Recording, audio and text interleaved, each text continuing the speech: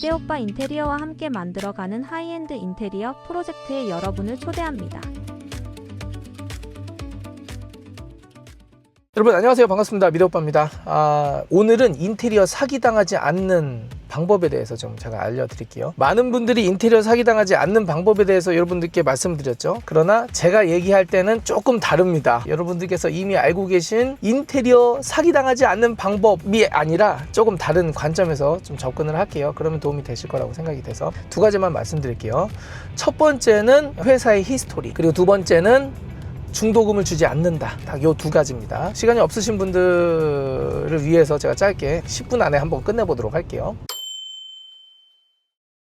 첫 번째, 그 회사의 히스토리. 그 회사의 히스토리는 단지 우리 면허 요번에 땄는데 에서 끝나는 게 아니에요. 면허가 절대적인 건 아니지만 있으면 좋겠죠. 그러나 그것이 사기를 막아줄 수 있는 굉장히 큰 방어막을 하지 못한다는 겁니다.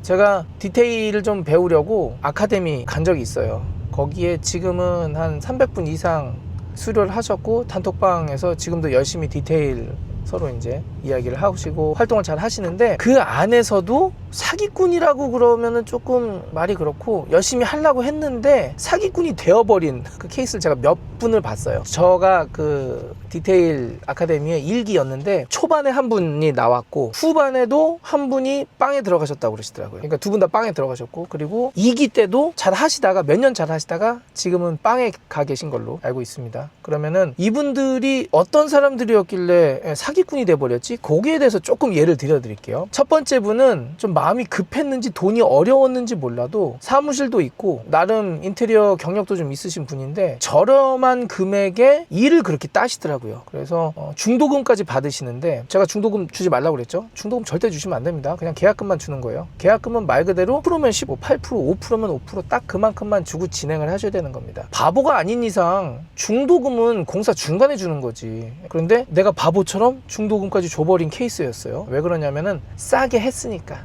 말도 안 되게 여긴 싸. 여기는 보물 같은 업체야. 내가 로또 맞았나 봐. 그런데 대신 싸게 했으니까 인력도 땡겨야 되고, 그리고 자재도 미리 준비해 놔야 된다고 그러더라고. 그래서 돈을 줬어. 아니에요. 절대로 중도금 줘서는 안 됩니다. 중도금을 요청한다 그랬을 때는 바로 그 업체에서 빠져나와야 돼요. 문제가 있는 겁니다. 일을 회전시켜가지고 돈을 끌어당길 수밖에 없는 그런 구조이기 때문에 그런 식으로 이야기가 나오는 거지. 그래서 여러분들도 싼 업체 들어가면 그래 내가 싸게 한 업체니까 보물 같은 업체지만 그러려면 내가 감내해야 되는 부분도 있겠지 하고서 지금 돈을 주시는 거거든요. 절대 그러지 마시라는 거예요. 그래서 어쨌든 그분은 한 7, 8개 현장을 그렇게 한 3천만 원 정도 계약금이랑 중도금을 땡긴 다음에 일도 제대로 안 끝내놓고 지지부진하게 하다가 그만두더라고요. 그런데 이분이 현장 1, 2, 3, 4, 5, 6, 7, 8 뭐 여러 개가 있었을 거 아니에요. 그 중에 한두 개는 잘 돌려요. 왜냐하면은 사람들이 확인하러 올 거 아니에요. 또 혹시라도 중간에 연락 안 되고 그러면 어느 정도 멀쩡하게 돌아가는 현장을 보여줘야 의심을 안 하고 계속 믿고 가만히 있을 거 아니에요. 그러면 그 사이 시간에 계속 누군가와 계약해가지고 또 중도금 땡기고 이제 이럴 거 아닙니까? 그래서 이런 사례가 있었고, 지금은 사례를 말씀드리는 겁니다. 그리고 두 번째는 이분은 전전긍긍을 좀 하셨어요. 전전긍긍이라는 말이 맞나? 사업체를 차리지 못하고 다른 잘하는 대표님들한테 가셔가지고 현장 소장으로도 일도 좀 하시고, 그리고 자기 업체 차리셨다가도 또 이렇게 좀 어렵고, 그래서 조금 자유로운 영혼처럼 보이시더라고요. 저처럼 이렇게 머리 긴 사람들 있잖아요. 조심하셔야 됩니다. 네, 예술가 기질이 다분한 사람들은 조금 운영에 있어서 좀 아쉬운 부분이 좀 있을 겁니다.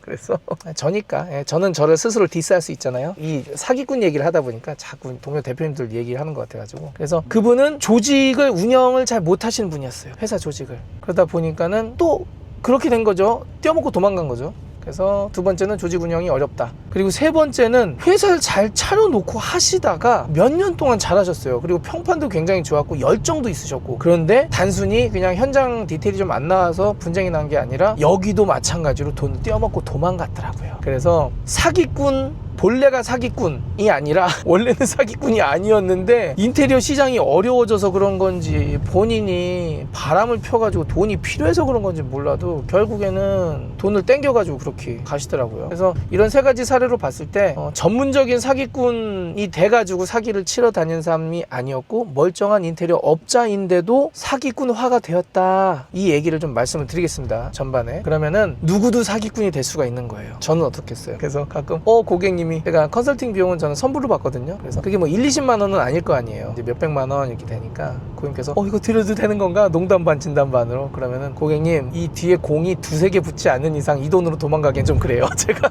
우스갯소리로 그러는데, 어쨌든 누구나 사기꾼이 될 모든 가능성을 지니고 있는 게 이 인테리어 업계라는 겁니다. 하다못해 큰 건설사도 제대로 안 돼가지고 중간에 공사 멈춰지면 그게 곧 사기당하는 거잖아요. 그래서 이게 참 어려워요. 그래서 첫 번째 이제 말씀을 드릴게요. 첫 번째, 가능하면은 그 회사의 히스토리를 봐라. 히스토리는 2, 3년 됐다라고 생기지 않는다고 저는 봅니다. 최소 5년, 6년, 가능하면 8년, 10년 정도 인테리어 하신 분들 보시는 게 좋아요. 그리고 가능하면은 차린지가 인테리어 15년 경력, 그런데 15년 경력 말고 인테리어 업체 차려가지고 내가 여기서 15년 동안 한 경력 더 좋다라는 거죠. 그래서 업체 히스토리가 있어야 되는데, 당연히 포트폴리오라든지 유튜브라든지 이런 거 보면 가장 좋겠지만, 조금 더 깊숙하게 들어가서 확인할 수만 있다면 그 업체가 거기에서 얼마나 오랫동안 있었는지, 그리고 이전을 했다면 어디에 있다가 어디로 이전을 했는지 한번 보시는 것도 나쁘진 않습니다. 무슨 인테리어 공사하는데 그 업체 뒷조사를 이렇게 해야 돼? 라고 생각하실 수도 있지만, 누구나 인테리어 사기꾼이 될 수 있는 가능성을 지니고 있는 이 업계의 특성상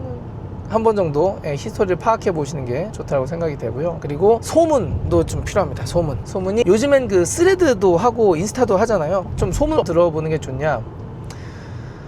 이 업자 성질이 좀 더러워요. 지랄 맞아요. 이거는 상관이 없어요. 소심하건 대범하건 지랄 맞건 뭐건 간에 인테리어는 공사를 잘 끝내놓는 게 좋은데, 공사를 그동안 잘 끝내놓는 실적에 대한 소문입니다. 그래서 여기는 좀 분쟁이 있어도 끝까지 책임을 지더라, 이런 게 있어야 돼요. 근데 맨날 이거는 뭐 들리는 얘기 들어보면 뭐 돈 띠꼈다, 여기 좀 불안하다, 이런 얘기 자꾸 들으면 안 좋아요. 그래서 소문은 돈에 관련된 소문이 있는지 확인해 보시는 게 좋습니다. 특히 스레드 올라가면은 물어보면 나와요. 아마 물어보면 나올걸요. 그냥 대놓고 미드 오빠 한번 검색해 보세요. 제가 스레드를 거의 안 하거든요. 가끔 이제 누가 스레드에서 싸웠다, 분쟁이 일어났다 그러면은 그냥 한번 들어가서 이번에 또 뭔 일인가 이렇게 들어가서 보는데, 스레드에서 검색을 한번 해보셔가지고 물어보십시오. 그러면은 돈 관련해서 작업자들한테 밀린 이력, 제가 미드 오빠 검색해보라고 하는 이유가 있겠죠. 저는 역사상 단 한 번도 제가 돈 못 갖고 가도요, 일하는 분들한테 돈을 안 들여본 적이 없어요.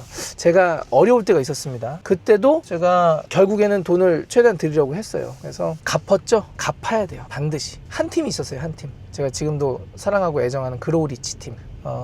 금액은 드렸는데요, 한 현장이 있었는데 그 고객님이 저한테 잔금을 안 줬어요. 이런저런 핑계를 대면서 잔금을 딱 안 주시더라고요. 그거에 대해서는 제가 고객을 뒤에서 욕하는 것일 수도 있기 때문에 긴 얘기는 안 하겠지만, 잔금이 거의 한 3천만 원인가 5천만 원인가 꽤 큰 공사였어요. 근데 못 받아가지고 그때 이제 돈맥 경화가 생겨가지고 애프터는 해줘야 되는데, 애프터는 전 다 해줬거든요. 애프터까지. 근데 돈을 안 주시더라고요. 근데 소송까지 가진 않았습니다. 그냥 안 받았어요. 제 쫀심인지 몰라도. 그런데 애프터를 들어왔을 때 돈이었어요. 한 300인가 200인가 얼마 있었어요. 그런데 제가 그 이후에 갚았습니다. 그래서 여러분들께서 알아보실 때 이 업체가 돈을 작업자들한테 안 주는 업체다, 소문이 반드시 나게 돼 있어요. 작업하시는 분들이 스레드에서도 활동을 하시기 때문에 그걸 한번 보시면은, 이 업체는 목숨을 걸고서라도 나중에 작업자들한테 돈을 주더라, 이 업체를 찾으셔야 됩니다.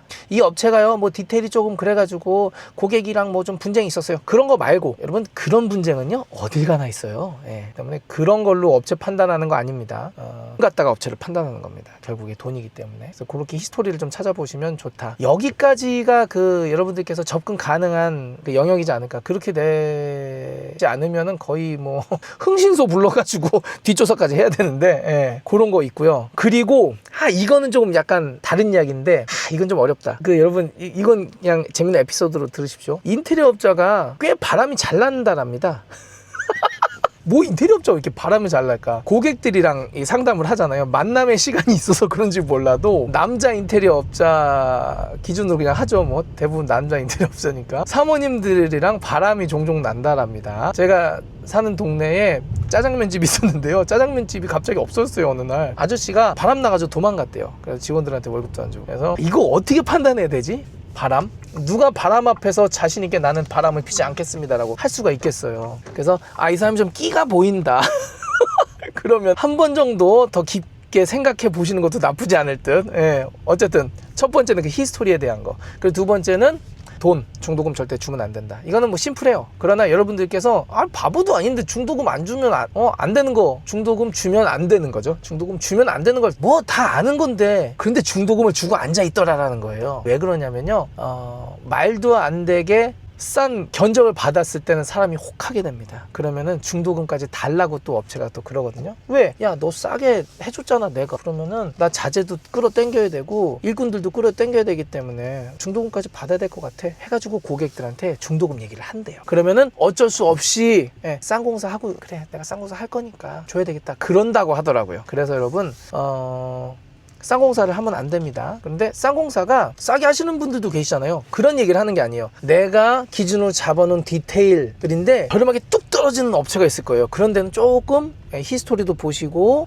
가능하면은 좀 제하신 다음에 하시는 게 좋다. 그런데 여러분 야 내가 이거 싸게 했다 비싸게 했다 판단하기 어렵죠. 자동차는 저 차에 사실 관심이 많아서 보통 남자들 자동차 관심 많잖아요. 아우디를 예로 들면은 아우디가 항상 그 할인율 적용이 많은 업체로 유명하잖아요. 아우디 같은 경우는 괜찮아요. 딜러 공식 할인이 되는 거니까. 그리고 기준이 따다닥 있으니까 연식별로 해가지고. 그러나 인테리어는 참 기준 삼기가 어려운 부분이 많거든요. 야 이건 말도 안 되는 건데 이건 누가 봐도 사기야 라고 하는지에 대해서 판단을 여러분들이 하셔야 되는데, 그래서 여러분들께서 인테리어에 대해서 체크를 하셔야 되고 조금은 공부가 필요해요.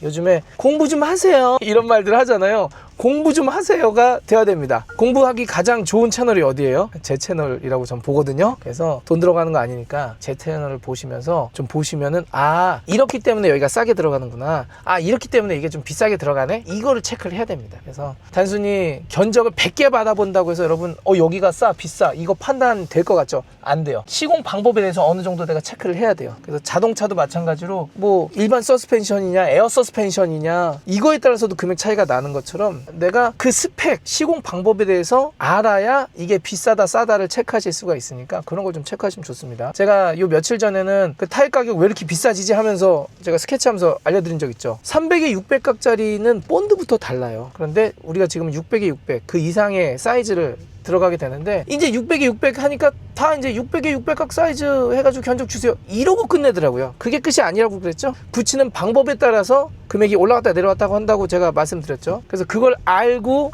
내가 견적을 받고 판단을 해야 여러분들께서 여기 싸다 근데 여기 의심스러운데 이 개념이 생긴다는 겁니다. 그래서 두 번째는 중도금 절대 주지 마라. 그런데 싼 공사를 할 때 중도금 달라는 얘기가 나오니까 싼 공사를 피해라. 싼 공사를 피하려면은 내가 이게 싼 건지 비싼 건지 알 수 있는 기준을 가져야 되는데, 그러려면 공부를 해라. 그러기에는 채널이 미더빠 채널이 나쁘지 않다 이런 걸 말씀드립니다. 그래서 좀 영상이 좀 길어지고 있어서 정리를 해드리면, 첫 번째 히스토리를 봐라. 바람 피는지까지 봐라.